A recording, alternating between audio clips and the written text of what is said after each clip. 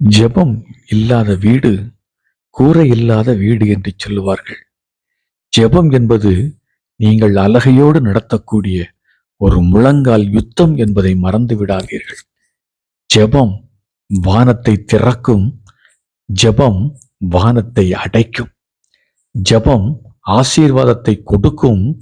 ஜெபம் பாவத்தை தடுத்து நிறுத்தும். ஜெபம் சூரியனையும் சந்திரனையும் நகராமல் தடுத்து நிறுத்தும். ஜெபம் காற்றையும் கடலையும் தடுக்கும். ஜெபம் சிங்கத்தின் வாயை கட்டும். ஜெபம் அக்கினியின் கோரத்தை அணைக்கும்.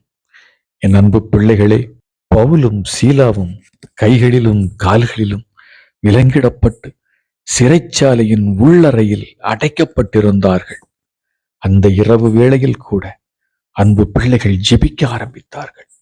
அவர்கள் ஜெபிக்க ஆரம்பித்ததும் அவர்கள் ஜெபிக்க ஜெபிக்க அவர்களை கட்டியிருந்த கட்டுகள் அறுக்கப்பட்டது.